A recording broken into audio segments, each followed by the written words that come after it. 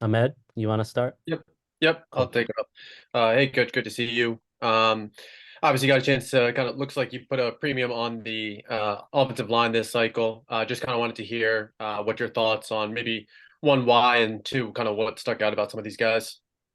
Yeah, I mean, I think if you look at the way we've tried to construct our team, it's definitely supply and demand. And, you look at the last 2 years, we graduated basically or lost four starters a year ago. This year, the potential of losing four more starters or four guys that played significant time.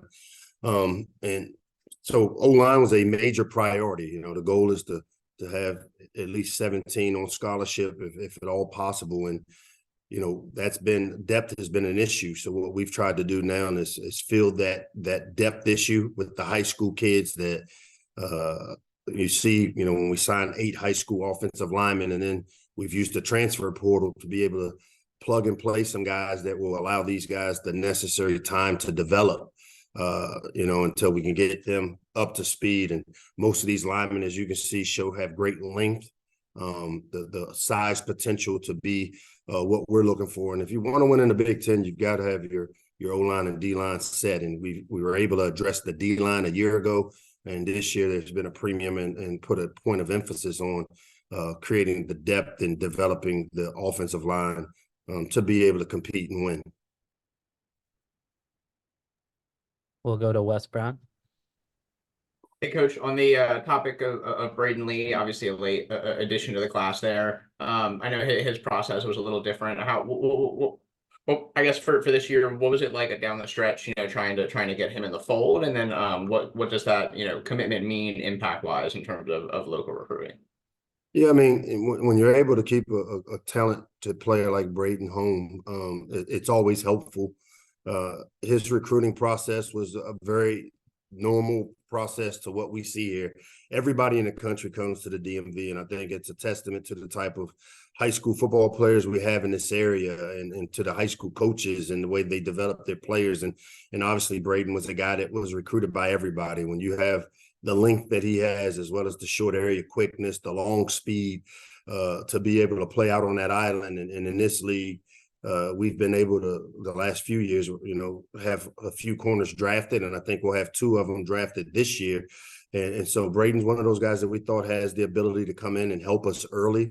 The way his process went, he committed to South Carolina, I guess, earlier in the process. And what we always do is, we call and we congratulate them on their commitments, but we also find out if they would like for us to continue to recruit, or if they're pretty rock solid. And, from the time he committed, he always said, hey, I'm willing to keep some options open. And we were respectful of his decision, but we continue to show him why Maryland could help him reach the goals that he has for himself. And today he made the decision that he trusted the process that we put in place for him. We'll go to Varun. Hey, Coach, how are you? What's up, Varun? How are you?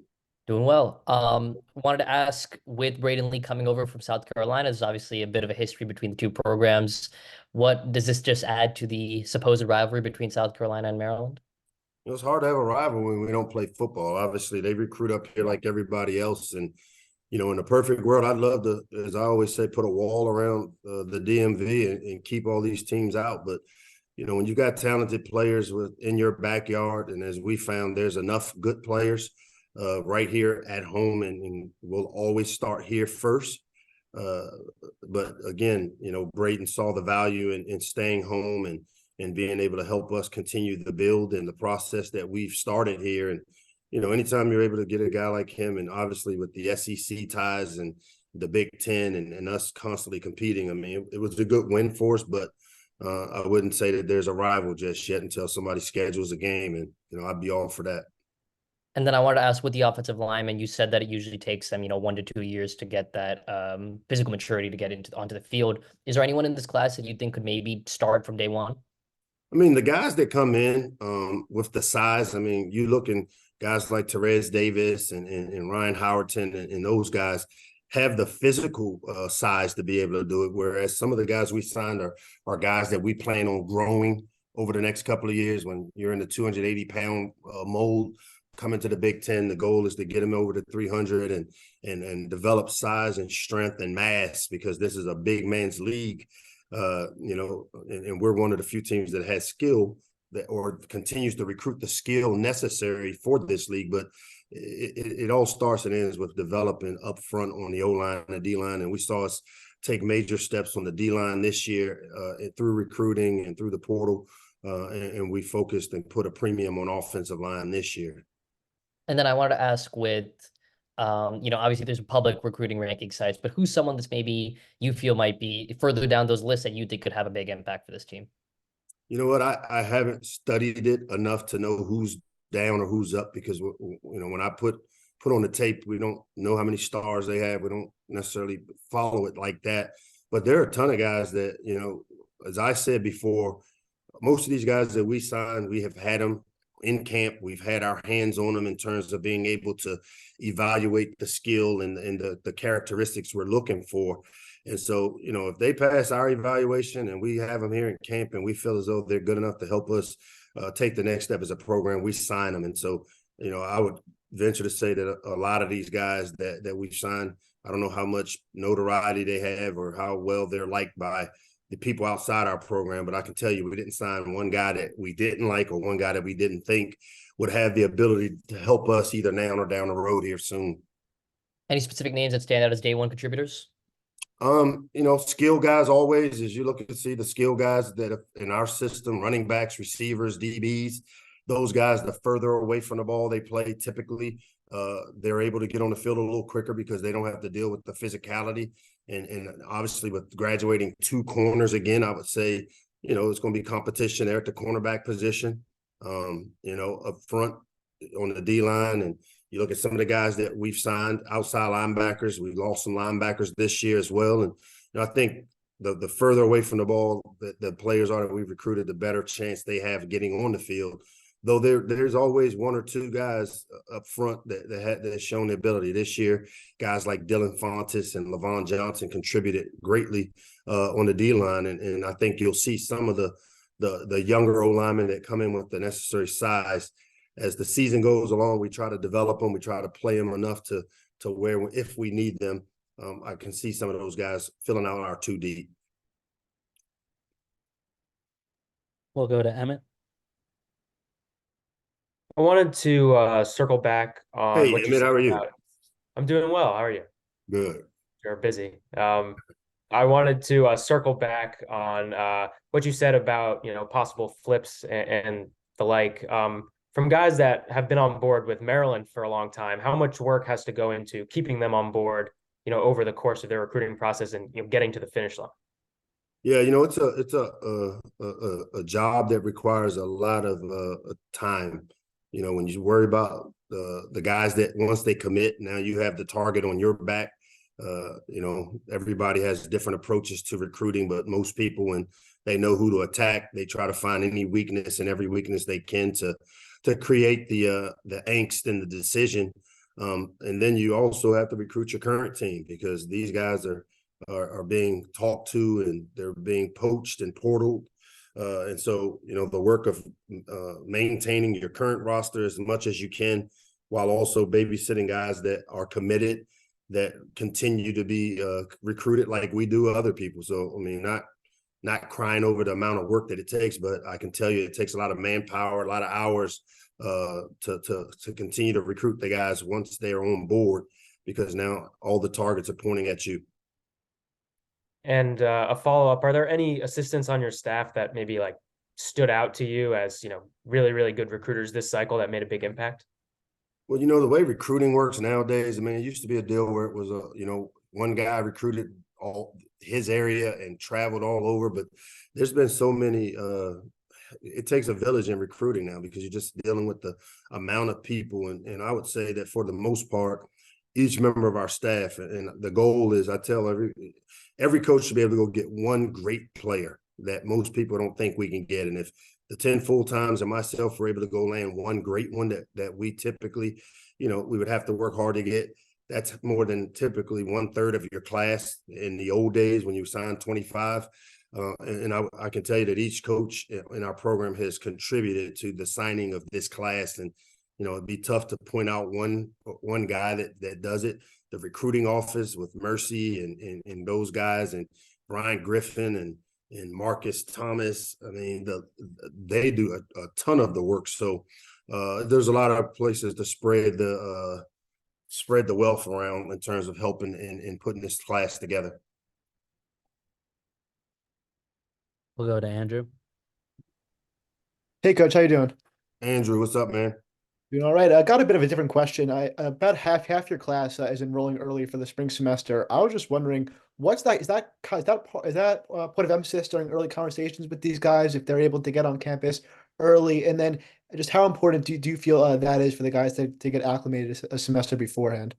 Yeah, I mean, this is the trend. I mean, just like portaling, guys going in the portal and losing a percentage of their roster every year becomes a trend. Graduating early, I think the players see the value of being able to get in and get a spring ball under their belt, which then allows them to have the opportunity to compete, to play early. But I also think there's an academic component which allows you to come in without the pressure of the academic side and playing a season. And so some of these guys are able, and we've seen when they come in early, they get off to a fast start and good start academically, where you see guys graduating with their degrees, undergraduate degrees in 3.5 years, and then able to work on the masters. And we're huge on taking full advantage of all these opportunities and that graduating early allows you to. And to leave here with 2 degrees is a big deal in the course of a 4-year, 5-year window. And so I just think that's the nature of the beast. With the guys wanting to get in earlier to allow them to compete. But also I think the academic component is really attractive to some of the players. We'll take 2 more. We'll go back to Ahmed. Hey, Coach. Wanted to ask about Judah Jenkins. It sounded like he was a guy that kind of materialized late. And I was talking to Coach Stefanelli earlier, and he mentioned he was someone that he was really advocating for. Judah, he wanted to be here, but just kind of wanted to hear from your perspective, how you felt like maybe all that kind of came together, at a position of need. Yeah, Judah's one of those guys, man, that he is just a football player, and I've had a chance to see him develop. Being local. And seeing his development from 9th grade on, people have a lot of respect for Andy Stefanelli and that good council staff. They do a tremendous job developing players, but I know he also trains here locally, and he was a guy that wanted to be a Terp. And I know when he committed to Indiana, we were kind of slow early on him, but when you watch the senior year and to see him continue to develop and get better, I mean, it's hard to turn down good football players, and he's one of those guys that has a skill set to be a corner, a star, a slot nickel corner for us. I love his competitiveness, and just when you talk to Andy and the staff over there, I mean, he was kind of the glue of that team, and so to have an opportunity, and the way recruiting works now, it's not a science to it, but we've known about him, we knew a lot about him. We had an opportunity. It's a lot like the NFL draft where you got best available on the board, and he was definitely one of the best available and the guy that we felt really strongly about. So really glad that this materialized for us, because we got ourselves a really good football player on the defensive side of the ball. We'll wrap up with Wes.